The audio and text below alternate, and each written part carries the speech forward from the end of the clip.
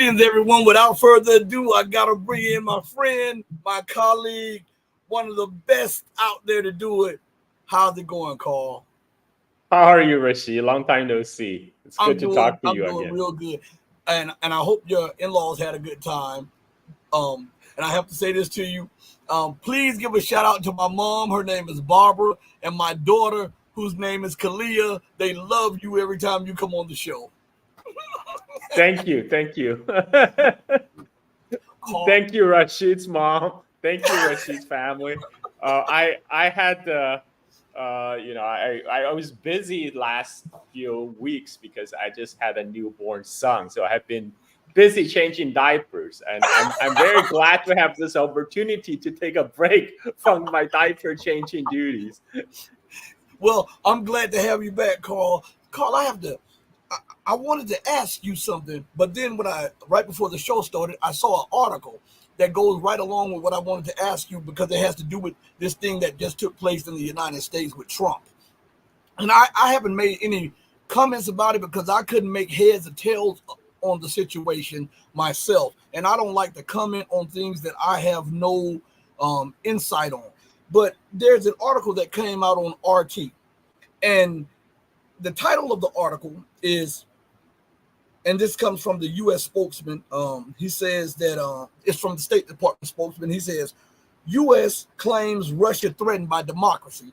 And the reason I wanted to preference what I wanted to say with that is because let us not forget the hanging chads in Florida during the election, or the dispute in Ohio over votes in Ohio, and this recent dispute between Trump and Biden about who was the true elected president.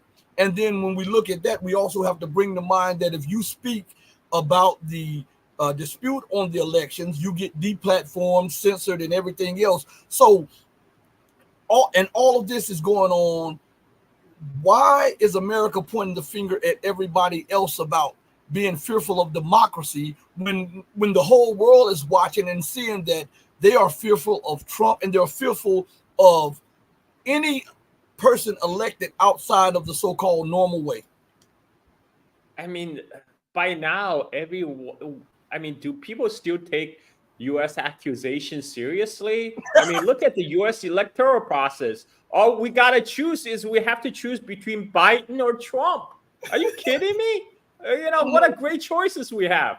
And we gotta talk about assassination because it just happened, and this kind of thing. I just can't imagine this happened in Russia, right? Because I just can't picture this happen in either Russia or China or Iran. I mean, the assassination is a very uniquely American political culture, and and and there's a lot of questions remain to be answered. When I first heard about the news about the assassination, my immediate gut feeling was, okay, this couldn't have been a deep state, this couldn't have been a deep state planned operation, because if the deep state wanted Trump dead, he will be dead. Mm-hmm. But after reviewing footages and reading everyone's commentary, now I'm not sure, because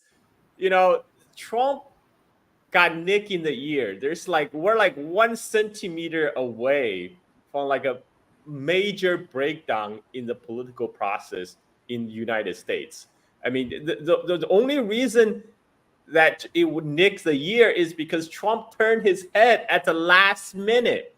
And if you look at, and man, there's so many questions, because you can see the counter snipers on top of the roof just behind Trump. They were looking in the directions of Trump's assassin. It looks like they have at least 45 seconds. They were already aware something is going on, and yet you took the 45 seconds of not doing anything, and they only shot the assassin after the assassin fired. Now, I heard all kind of commentary. Some people say, "Oh, it's a rule of engagement. The Secret Service can't shoot until the shooter shoot first. Like, are you freaking kidding me? What's the point of having counter sniper on the roof if you're just gonna let the other guy takes the first shot? Mhm. I mean, these explanation just kind of fly in the face of logic, and then you have how did this guy, this 20-year-old guy, lug a 12-foot ladder, his gun, and 50 rounds of ammunition all the way from his house to the site, to the building just up, and nobody stopped him. He was not stopped at any. Okay, granted, it's a Trump rally, so okay, people will carry guns. But what the hell is he doing with a 12-foot ladder putting up against a building, and nobody said anything? And okay, I try. I usually try to look for reason of incompetence, really, rather than malice, right? Like Mhm. like I the adage I like is always go for the incompetence explanation rather than the conspiracy theory. So okay. So if it's an incompetence, this is a massive fuck up in the security details. What I understand, there's three layers of security for Trump. The inner layer, those are the people who jump on Trump's body after the shots were fired. Those are secret service assigned to him, his personal details. And then there's like the outer layer. Those are the counter snipers on the roof. Their goal is to make sure there's no other assassins, Right. there's no other snipers around gonna shoot Trump in the head. And then there's another intermediate layer, usually composed of local law enforcement and local police and SWAT team. Their job is to scope out the site to make sure all possible areas for assassination will be covered. And that is their job. And the sniper guy, the assassin, he was in the line of sight, in plain view of everybody, and people even spotted him, and they even alerted the local police. And for some reason, the local police didn't tell the snipers, the counter snipers, like, hey, shoot that guy, or like shoot a warning shot, whatever. There's a sniper on the roof. And the incompetent, I mean, there's a plausible incompetence explanation, is that there's communication failure between the counter sniper, who are part of the Secret Service, and the local police, who are in charge of the perimeter security. And the police who received the information about the assassin on the roof, for some reason, did not communicate to the Secret Service counter sniper on. But what? What? Are you kidding me? You see a sniper, you're not gonna tell those people who are set up to take him out. I mean, like, what do? You at least get Trump off the stage. Okay. People are saying, oh, like, you just can't shoot people because they show up with gun. Okay, I mean, they have a gun in the clear direction of Trump. I mean, okay. So let's say people, Secret Service, want to play it safe. They won't shoot until they receive a clear command. But at least clear the stage, get the Trump off the stage. There's some major failures that happen that need to be explained. Why the local police did not communicate to the counter sniper on the roof? As far as I can tell, the counter snipers on the roof are very efficient. After the shot fired, they took out the assassin within few seconds, which also could be very convenient. Like, because if you look at the CIA handbook, they said there are two types of assassins, right? The one type is a patsy, and one type is a safe assassin. The patsy are there to be killed. You don't want to leave witnesses. Yeah. The safe assassin is a professional. You want to extract them after the job is done. Well, the Thomas Cook, or whatever his name is, Thomas Matthew Cook, he's obviously a patsy. I mean, he's obviously a patsy. So it makes sense to get rid of him. Right now, all the major media obviously trying to dig up his background story. And then we have nothing. This is a 20-year-old guy with no social media exposure, right? Like he has no TikTok. He has a Discord account, but there's no activity on his Discord. And everything they could so far, the only thing they dug up is like he made some joke video he made back when he was a sophomore, I guess in high school. He said, I had a 10-inch penis. That's the only thing they can find on this 20-year-old guy. This is 2024. I mean, if CIA wants a patsy, he's a perfect patsy. He has no background history, no nothing. And then I just read the CNN story about how the FBI identified him, and the CNN story says Cook carried no identification on his body. The FBI have to do a DNA scan to do a biometric match. Like, I'm like, wait. How did the FBI have Thomas Matthew Cook's DNA on file before the shooting so they could get a quick DNA match? I mean, there's a much more pervasive surveillance state that we're in that we don't know about, that FBI have everybody's bio data, or there's something else going on. Why would they have this 20-year-old kid's DNA on file who has no criminal records, as far as we know? There's a lot of questions to be answered. And then what will happen? What will happen? Well, if the election were held today, Trump will win. We all know that Trump will win for sure. Trump would already won before the shooting. Biden was already on his way to lose. But after the shooting, we now know Trump will for sure win if the election were held today. But there's still 4 months to the election, and in U.S. election cycles, 4 months is an eternity.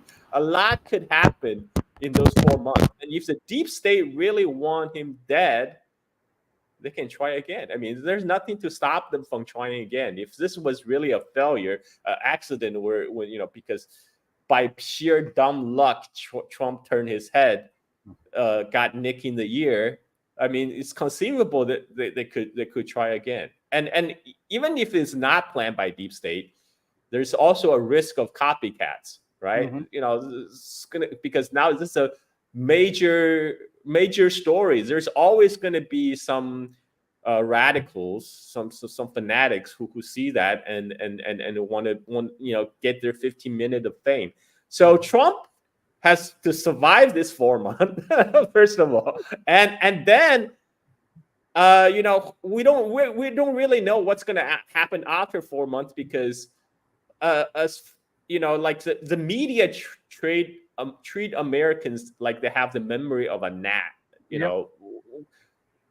But sometimes it's true. Sometimes it's true. Like if you look at George Bush Sr. back in the early 1990s, he won the Gulf War. He won bigly. And there was a lot of popular support. I remember I was in elementary school. I was 8th grade in Robert Healy Elementary School in Chicago. There's support the troop posters everywhere, and it was a great moment when U.S. won the Gulf War, and George Bush Sr. was looking to have another term, and then 4 months later, then a few months later, Ross Perot happened. He took the vote away, and then that made Clinton in office. So a lot of things can happen in 4 months, and so I'm given all this happened in United States, you think U.S. has a moral authority to lecture Russia on the democratic process? Are you kidding me? And I mean, what would happen if that shooting just succeeded? What happened if Trump didn't turn his head? What you're going to have is the establishment Republicans, they're gonna pop up some bogus establishment candidate like Nikki Haley, right? And then Biden might win, and then Biden is gonna win the election.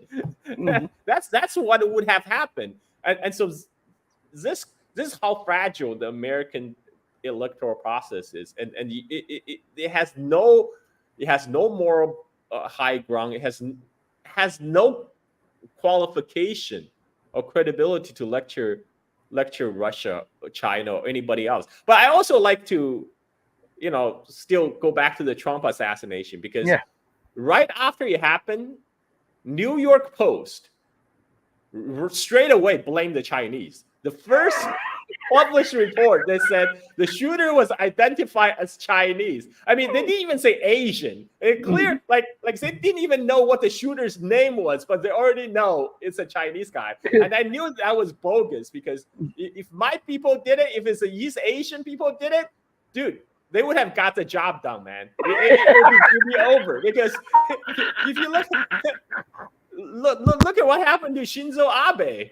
Like the Japanese bro, he just made some doohickey gung at home, and he got the job done. And I know all my East Asian friends, Chinese, Japanese, Korean, all the ones who are gun nuts, they take their training seriously. They go to range religiously. They take all kind of classes. They're training like they're training for SAT. If it's an East Asian person, if it's a Chinese, I'm sorry. Like, Trump would be a goner, man. You'll be done. But so I knew that was bullshit right away. But a lot of people were reposting the New York Post article, like within minutes of this happened.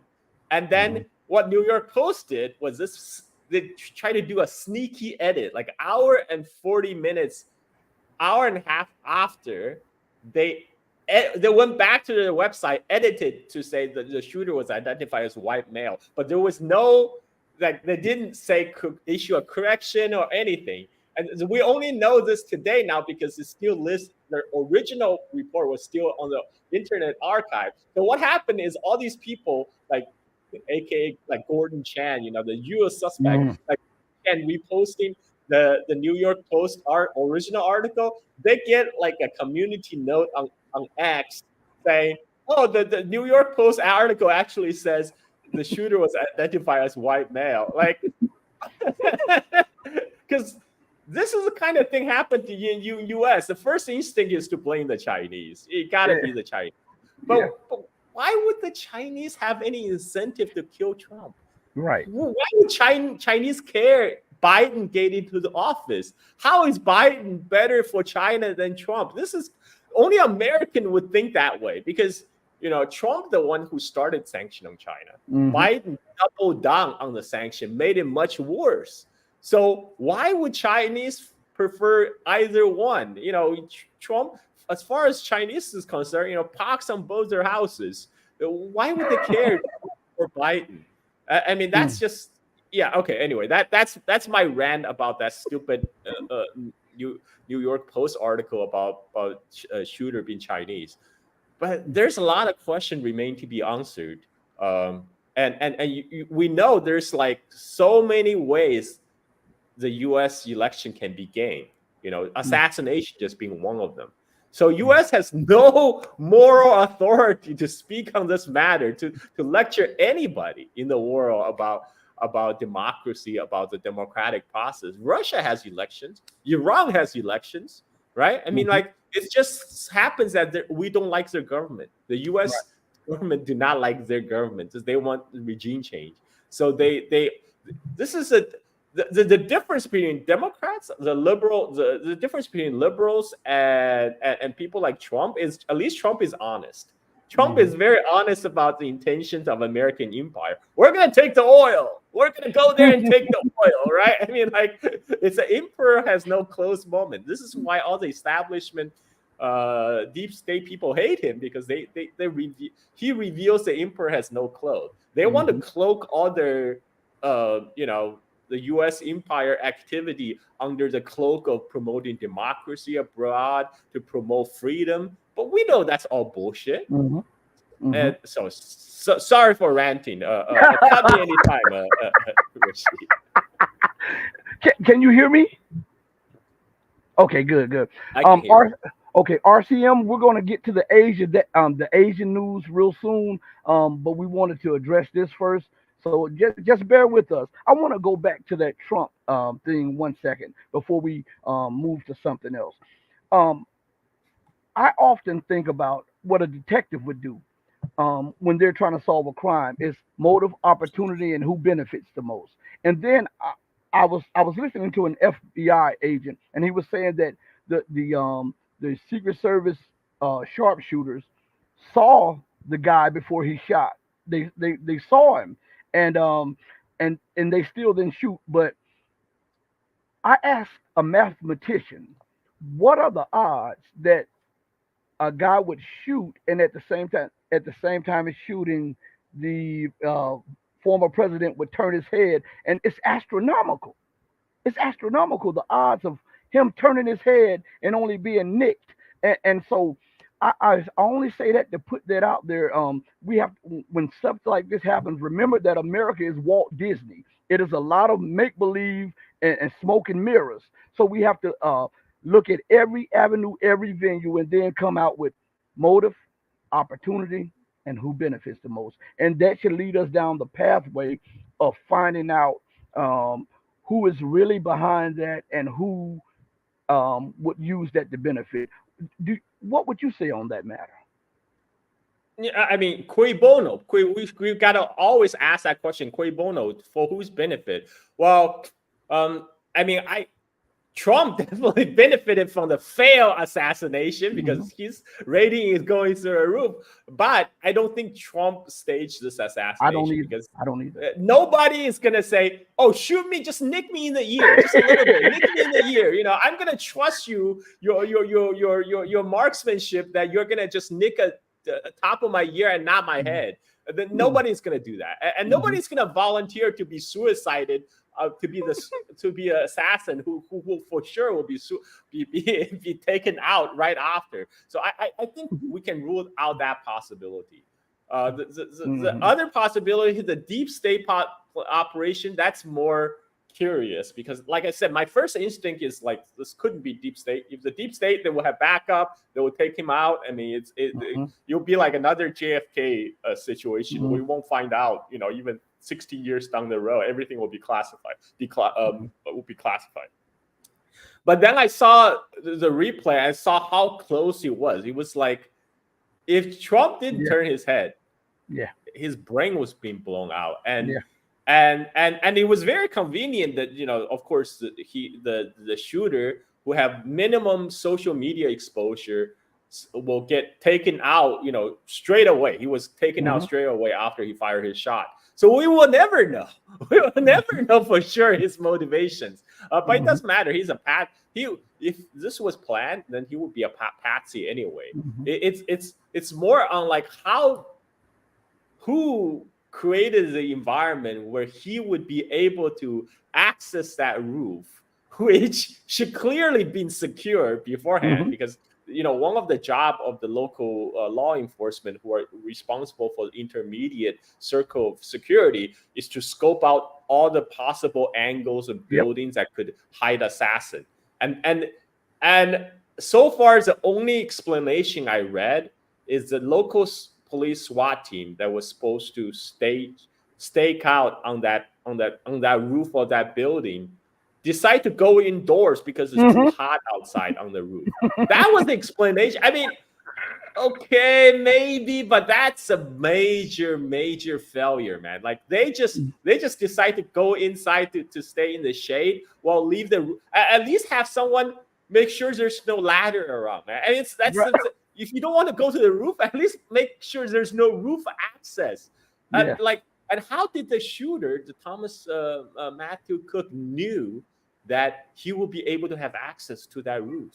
Like he obviously planned out ahead of time. He brought the 12-foot ladder, but how did he knew there will be no security to stop him. There's no like he's just gonna be able to like comfortably set up. And the other explanation about the counter sniper who spotted him before he shot at Trump and didn't act is that there's some communication failure between the local police and the counter sniper, and so the counter sniper weren't sure if the Thomas Matthew Cook on the roof wasn't part of the local SWAT team who are supposed to be there. But wait a minute. This is what uniform is for. Like, like this guy is clearly not in uniform. This guy is, and his hair, his everything does not scream police, SWAT, local police or SWAT team or military, and yet you just let him like comfortably set up, take his position, and then clearly aiming for Trump. I mean, that's a little bit hard to believe, but I mean, there's a lot of questions that needs to be answered. It's either a huge failure on the local police, law enforcement who are supposed to secure the area, and not communicate that clearly to the counter sniper. But that still leaves a question: is how does the assassin himself knew he will have access, and how does FBI have his DNA on file before the shooting? Like how? Yeah. Because the only way they could get a DNA match is they already have his DNA sample. Why do they have the DNA sample of this 20-year-old? Does U.S. government just automatically have DNA of everyone already and not telling us? I mean, this is another question that remains to be answered. So, there's a lot. I mean, right now, most of the Donald Trump supporter already believes this is a deep state plan operation. I don't think anything else would dispel that notion. But yeah, I agree. There's a lot of questions that needs to be answered, man. And how did this guy walk through these different security circles when people were telling him that, hey, this guy's walking through and he has a black trench coat on and a rifle, AR-15, and nobody stopped him, checked him, or patted him down. He just walked through the fields to get through each security zone, because when they and have the ladder. Yes, and the ladder. And the 12-foot ladder. He's walking through all of these security zones with a trench coat on in the middle of summer and an AR-15 with him, and nobody stops him. Man, that's crazy. Yeah, I feel like sometimes we live in the Truman Show, because somebody already pointed out the shooter was featured in a BlackRock commercial. I saw that BlackRock commercial. It was already being pulled out of YouTube, but it still exists now, floating around. Somebody downloaded it. Now it's floating around on X. People are posting that video.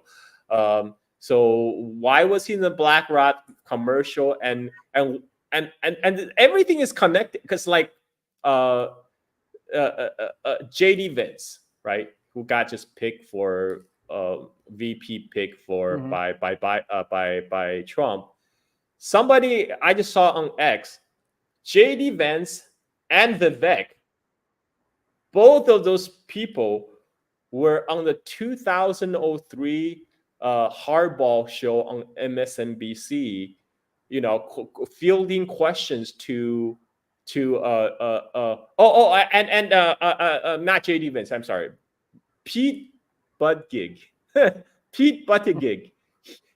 Him and Vivek were both on this Hardball show on MSNBC in 2003, fielding questions to the U.S. presidential candidate.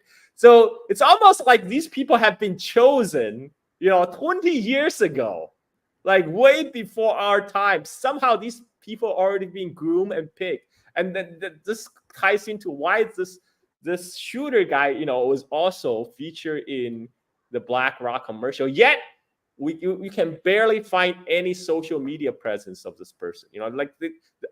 So far the content they picked up is like 2 years old, back when he was a sophomore in high school and cracking joke about his 10-inch penis. And that's the only thing they could find.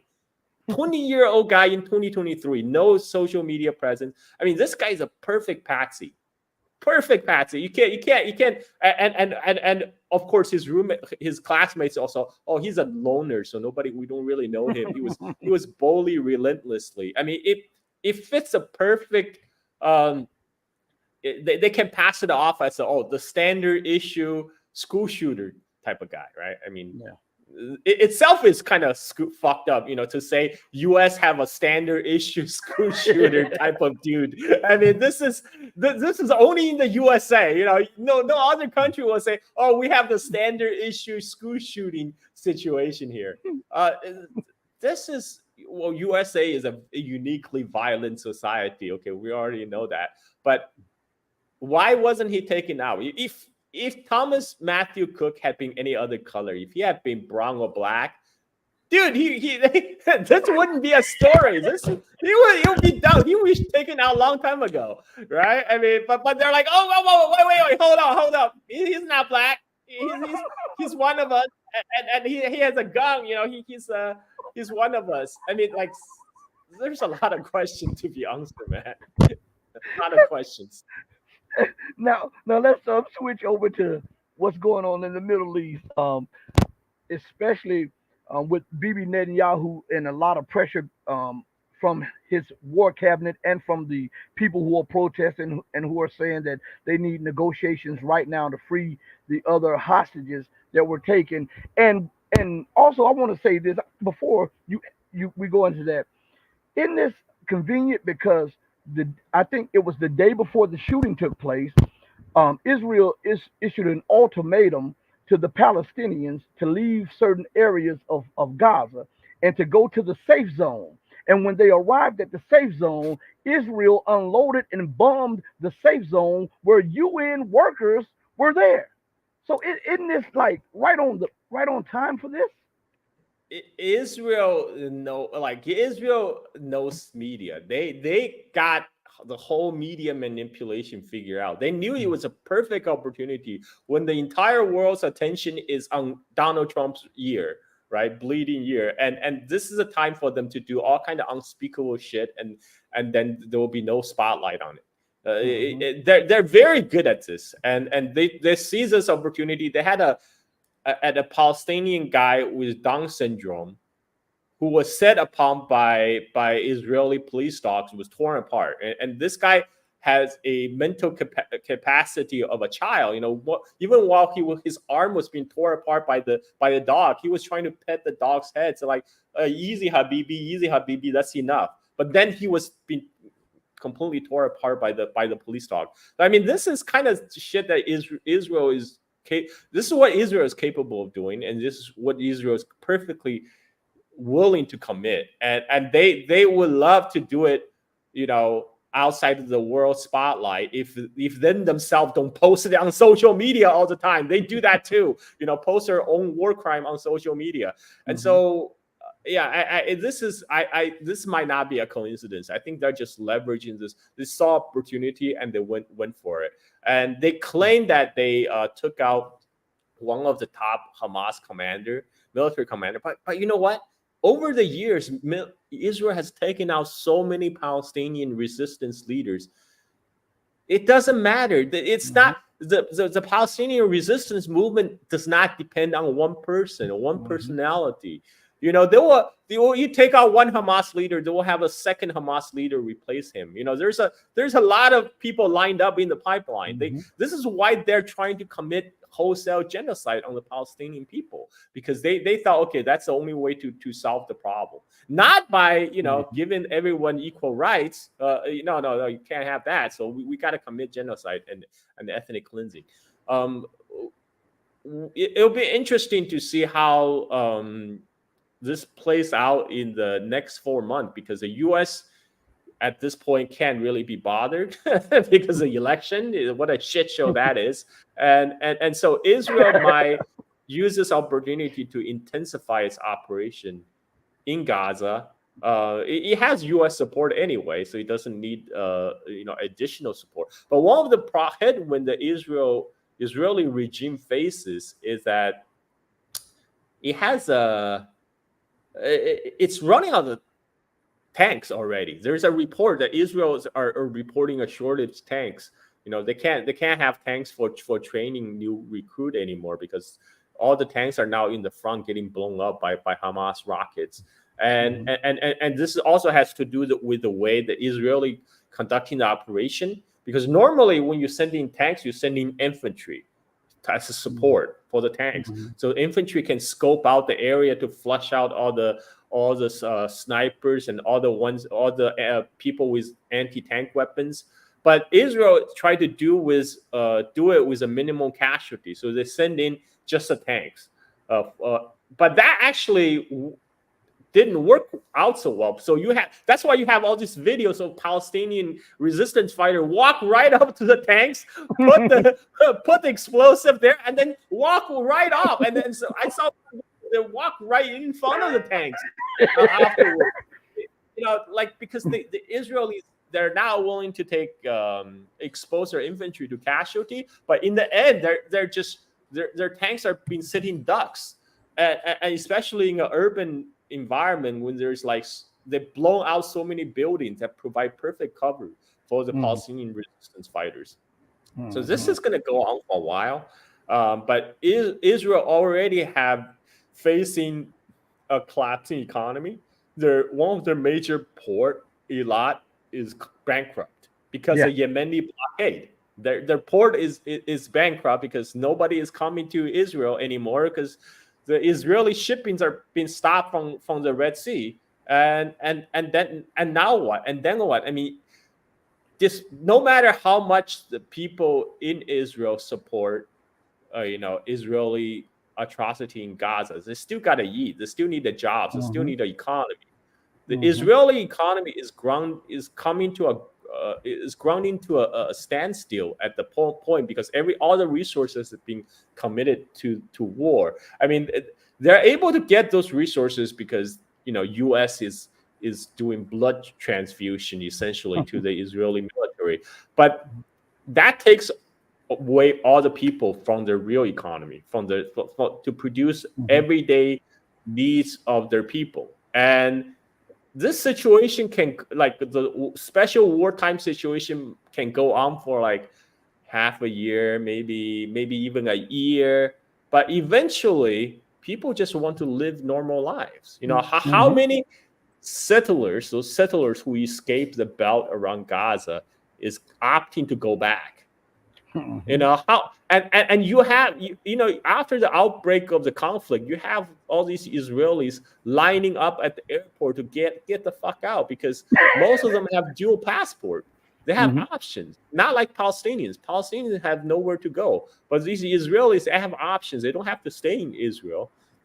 They can go elsewhere. They can go to Europe. They can go to United States, go to Australia. And this is even, I mean, sure, there's always going to be a hardcore bunch who will stay and fight, but most of the normie people, I think they will leave. They will leave. At After a while, how are you going to run the country without people? The whole settler colonial project depend on settlers. If you're Mhm. running out of if the settlers are leaving, then where you go from there? Right. I want to play something for you. This is from Mike Johnson. Um, and I want you to just listen to what he has to say. And notice that when U.S. Media speak or U.S. Congressmen or politicians speak, America is never at fault. It's always the belligerent China, belligerent Russia, belligerent Iran, belligerent African nations, Latin American nations. But America and NATO, they're never at fault and they're never belligerent. I want you to listen to this clip right here by Mike Johnson. And on the back end of this clip, I want your honest assessment of it. And I want you to break it down. And you can rant and rant and rant because I love, and everybody that's listening want to hear your opinion on this. So I want you to listen to this. And sir, you mentioned that there is this growing alignment of China, Russia, Iran, North Korea, various authoritarian countries that all seek the same thing, which is to undermine U.S. influence and stability. in the world. But are you of the mind or the school of thought that believes that because China has the most capacity to do the most harm, that we should focus on the Asia geographic region to the exclusion of the Middle East and Europe? We can't afford to.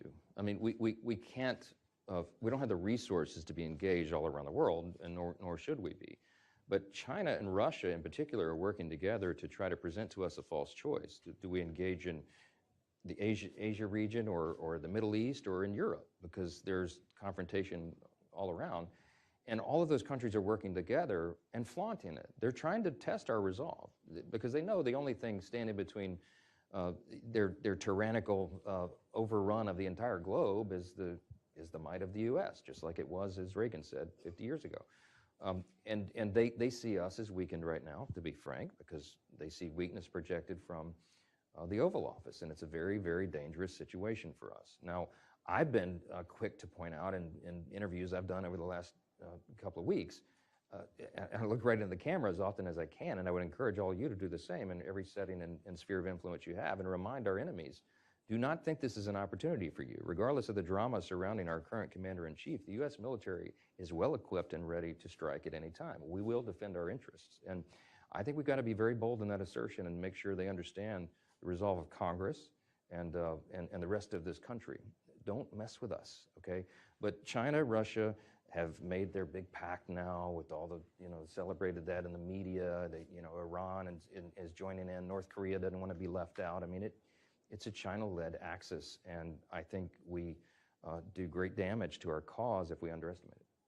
And so then on that point, I mean, I noticed in the Trump administration still viewed Russia as an acute threat, a peer adversary threat that the United States had to contend with. And it seems like the Biden administration also wants to do sort of an Asia pivot like what the Obama administration did. So, but is your view, though, I mean, you mentioned about Russia's continued threat to the Baltic countries and to Poland. So you take Putin seriously at his word that if he's not stopped in Ukraine, that he will continue to advance on NATO?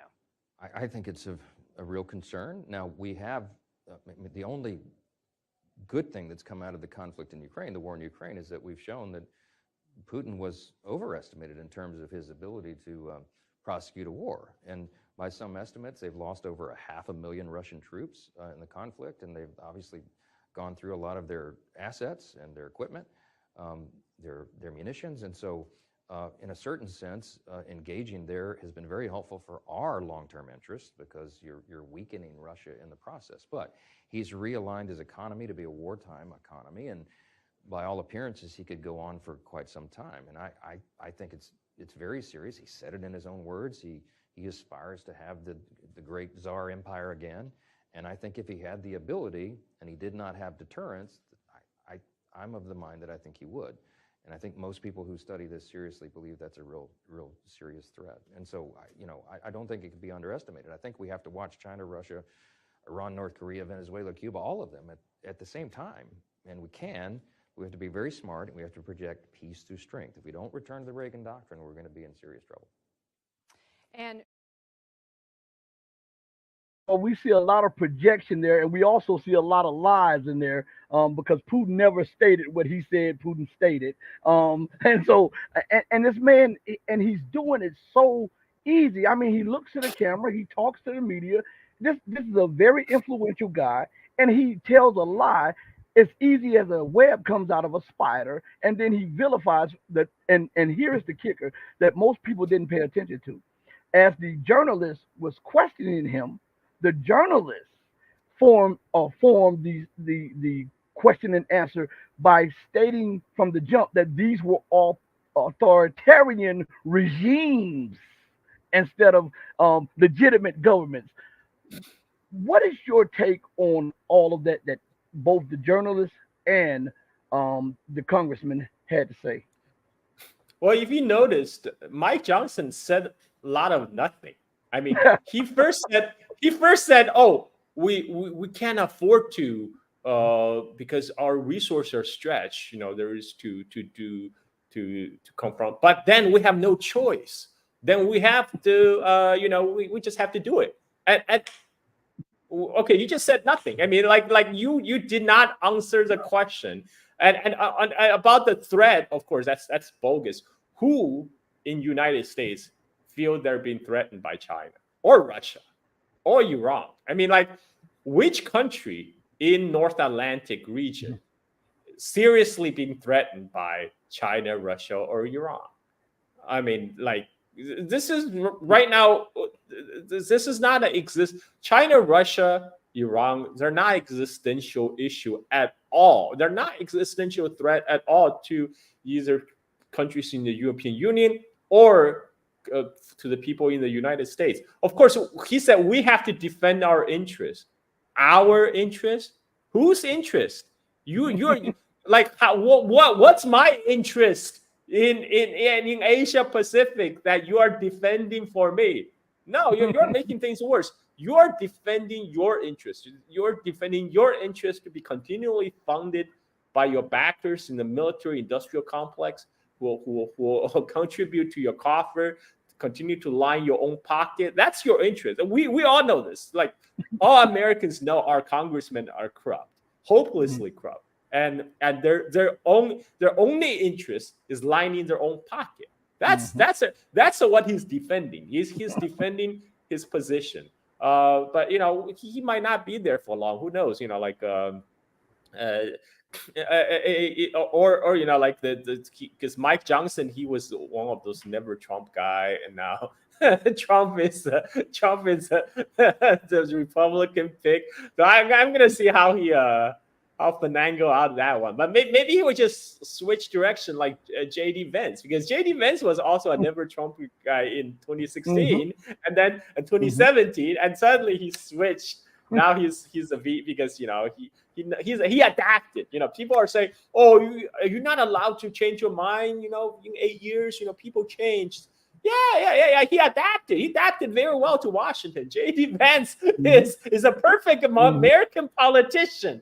He sees which way the wind blows, and he latched on to that. Good for him. This is what the American politicians do. They say a whole bunch of nothing. And we all know that the ultimate aim is just to continually to get rich off our backs. And this is what U.S. defending U.S. interests, the China and Russia trying to extend their tyrannical grip on the globe.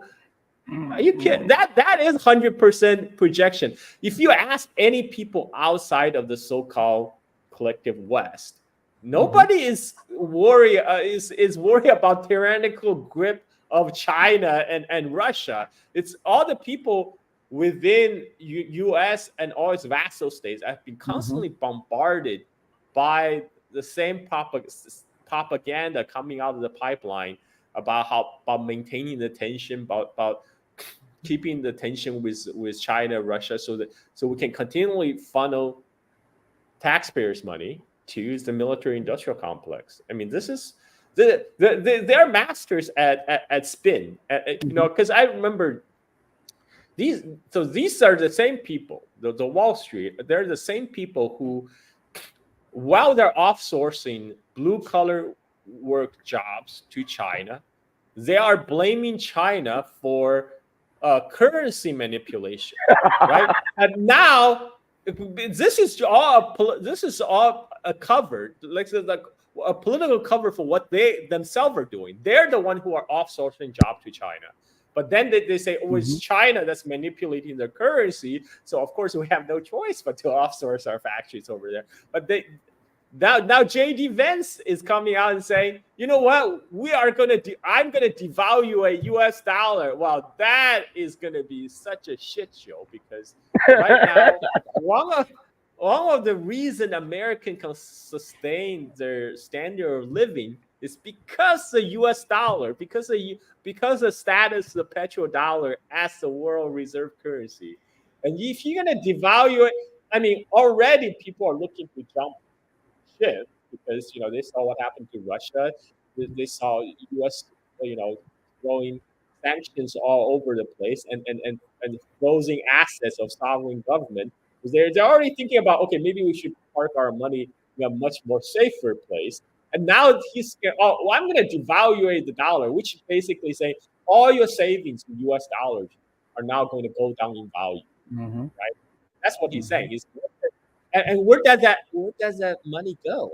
It's a magic. And like suddenly, you have $100 today, you can buy $100 worth of goods.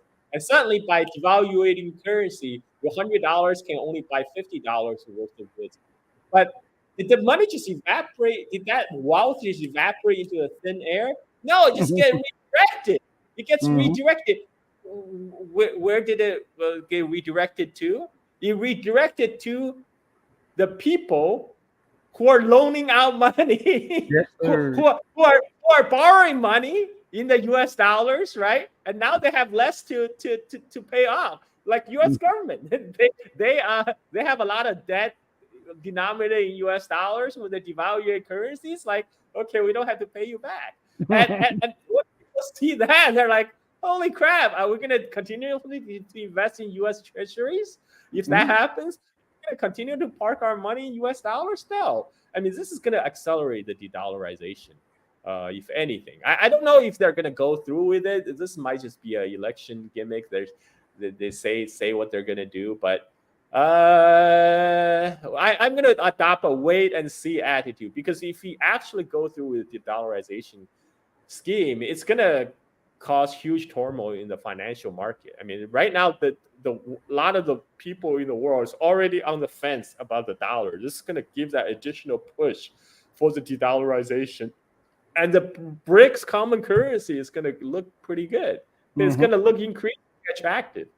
You know, I often say, how can America blame Russia or China or any other nation for currency manipulation when they have the world's reserve currency and they manipulate the currency every day by upping the interest rate or lowering it, overthrowing governments, interfering in domestic politics of others?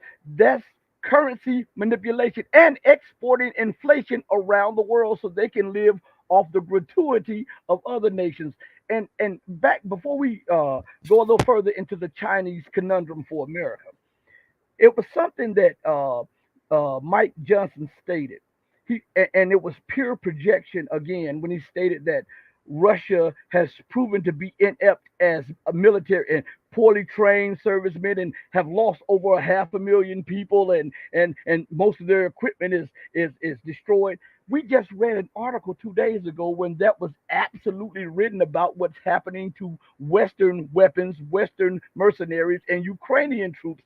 And my thing is, how can people read that, find out that, and still listen to these guys as they project? Because it seems like once you have that information, you should, as a journalist, you should confront that person when they are knowingly and willfully lying. My son is in the room and he's trying to get my attention. I'll try to be brief. Okay. And so right now, it's we're having a situation where people are seeing through all the lies, because you can fool some people some of the time. You can't fool all the people all the time. And talking about the U.S. military, the primacy of the U.S. military, there's a common argument that I see online is people saying, oh, but China has zero experience of fighting war in 30 years. That experience matters. I'm like, wait a minute. What experience does United States have in the 30 years of fighting war? It has a lot of experience bombing weddings, funerals, shooting up women and children at checkpoint. I mean, what kind of experience is that? I mean, like, basically, by February 2022, all the other stuff is just thrown out of the window. Like right now, the only modern war that's been fought, it's fought in the battlefield of Ukraine, and we can see how the Western weapons and Western training are faring. And now they're turning around. The U.S. is turning around and saying, oh, that's because they're trying to blame on the old Soviet training of the Ukrainians. Like, because it can't be the Western training, it can't be the Western weapons. if you actually think about it, the Ukrainians are actually out there fighting a real battle, a real war. If anything, they have more battle experience than the NATO troops. Who's experienced are shooting like Afghan sheepherders, right? And Ukrainians are actually going up against a real military, and I'm not convinced the NATO troops, if put on the battlefield of Ukraine, will do a better job than the Ukrainians themselves, because they have not U.S. military have not faced a competitor or near competitor military for what 80 years. 80 years. I mean, like when was the last time U.S. fought somebody its own size? And if you think about it, even in the Korean War, U.S. had the support of the so-called United Nations forces. All the U.S. vassal states, everybody was in Korea. Who is who? You even have like Turkey, Britain, Australia, Canada. Right. Everybody was in the Korean War, and what they faced off against North Korea and China. And at that time, China was not even industrialized. China was still a very a rural nation that just emerged out of the Japanese invasion, this 4 years of civil war. And even so, the Chinese army pushed the U.S. military all the way from Yalu River to Seoul. That was the longest military retreat in the U.S. military history. And that was fighting a China that's like just emerging out of years of war, not industrialized. The Chinese army back then were equipped with small arms. They didn't have very little heavy weapons, and U.S. have almost air superiority over Korea. Yet under that circumstances, U.S. suffered the longest military retreat in its military history, and now it thinks it can do a better job. I mean, no. I mean, if anything, the Russian military today, they're better and meaner than they before 2022, because they got a lot of the kinks ironed out in the early phase of the war. They have some adjustment they have to make, but after 2 years, the Russian military is a lot more formidable today than 2022. Despite all the propaganda about Russian lose millions of equipment and millions of troops, or harvesting a semiconductor chip from refrigerator and so on and so forth. I mean, that's ridiculous. Why didn't you push to Moscow then? If that was the case, you would have been marching to Moscow already. The current propaganda around Ukraine war reminds me of like kind of the Japanese Imperial Army propaganda in 1945, when they claimed they were sinking like 12 U.S. aircraft carriers every day, victory is near, and like this is the same kind of propaganda that's being spread about Ukraine war in the West right now, and because they know they're not winning, but for some in the U.S. establishment that is okay, because in the Ukraine war, they went into Ukraine war never to help Ukraine. If they have helped Ukraine, they will even give them even more weapons, but they're like doing this like small drip. They just send in like a half dozen F-16s. Zelensky asked like 300. They give him like 6, and this is not going to make a difference in the battlefield. And the reason they do that is the whole Ukraine war for them is a proxy war to grind down Russia, to bleed Russia. So they just want the war to be contained in Ukraine, and they just want to give Ukraine just enough to keep the war going. And they don't care if the Ukraine gets killed fighting Russia. It's like they're dying. The Ukrainians are dying for U.S. Strategic interest, and so that's the very cynical mind of these Pentagon planners. That's their plan is to keep the war contained in Ukraine, to continually bleed Russia. But you know what? After 2 years, the Russian economy is not slowing down. It has not collapsed. They thought they will bring Russia's economy to a ground to a standstill by all the Western sanctions. Instead, what they discover is, well, everything is actually made in China, right? I mean, like, that's what they actually discover. Because if you think about it, everything we consume here, they're essentially Western brands who producing, manufacturing in China, they slap on the Western brand and they sell at a premium to the U.S. consumers because it's under a Western brand. And then they tell us, don't buy the Chinese brand because made in China is cheap quality, right? Buy our brand, which is also made in China, but because our brand it guarantees the quality. I mean, so now Russia and China, their direct trade is increasing, cutting out the Western middleman. And China is also advancing on its tech sector. So there's less reliance on the West. This is also by design because the West is trying to cut off China from all its tech. So there is less. Chinese are now less impacted by the tech sanctions and more incentive to cooperate with Russia. And this is what happened with North Korea. And like they sanction North Korea, they sanction Russia. So they actually remove all the reasons why North Korea and Russia shouldn't work together. And North Korea happened to have a huge stockpile of artillery shells, which 155 millimeter. Yeah, 155 millimeter shells, and that's something that U.S. cannot provide enough of to Ukraine because U.S. deindustrialized so much, and it's by design. It's by design because the Pentagon top brass realized, 155 millimeter shell, that's cheap. There's not gonna the kickback is gonna be meager. We get much more kickback if we go for high ticket expensive item like F-35, right? So all the money to F-35s, forget about artillery shell production.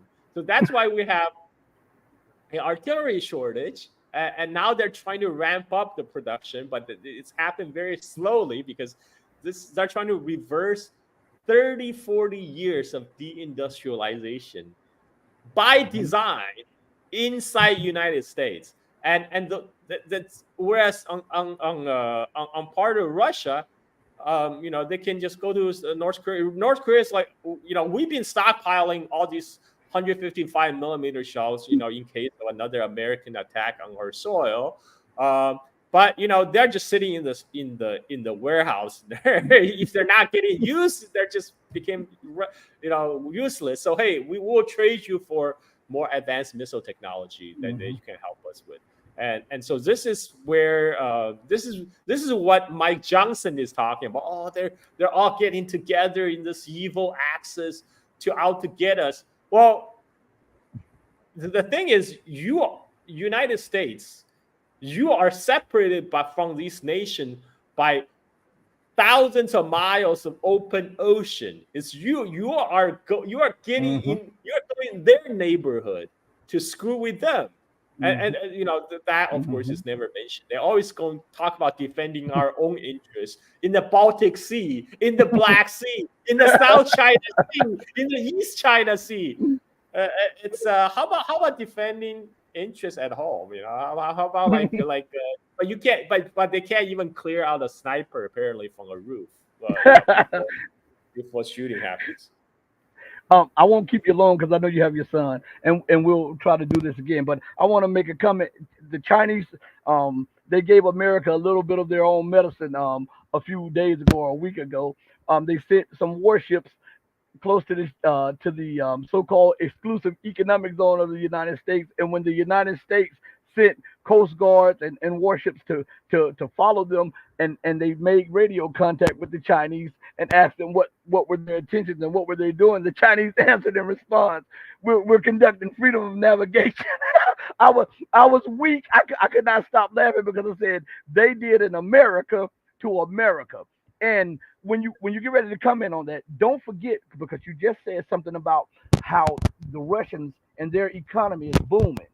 don't forget that the Chinese economy is 5%. Is the growth is 5%, and it is expected to continue to grow. And all the naysayers and doomsayers about the decline in Chinese economy have not even spoken about that. Go ahead. Well, this is why they're doubling down on the narrative building in the West. You have BBC saying Xi Jinping is facing a serious slowdown in their economy, and then you look at the detail. You read in the fine print, it says China is growing like 4.7% to 5%, and then later they come out with an article. The UK is doing better than expected, and then you look at you read down and it says the economic growth reached 0.47%. You're like, you gotta be kidding me, man. You gotta be. China is slowing down at 5% annual growth, and UK is doing better than expected because it has any kind of growth. Like it's there. These are not serious people. I mean, the only thing they do right now is to fool their own people, to fool the electorates inside UK, inside United States, that they somehow what they have is still the best hand they have been dealt with. This is why a lot of these online debates is kind of fruitless, because people will say, well, at least we have elections, at least we enjoy our freedom. It's like, China doesn't care about that. Like Russia, China don't care about your election, your freedom. Yeah, fine. But like the problem is, what are you doing with it? What are you doing with your election, your freedom to elect either Trump or Biden? It's ridiculous. And the crazy thing is the establishment people in these Western regimes, they start to imbibing their own propaganda. Now, I just saw another clip by the former U.S. ambassador to NATO. Yeah, she was a former U.S. ambassador to NATO under Trump administration, and she said, we have, our strength is we have a stronger economy. China may have a growing military. They might have the biggest navy. They may have all the super weapons, and they may have nuclear weapons. But what if we can collapse their economy? yeah.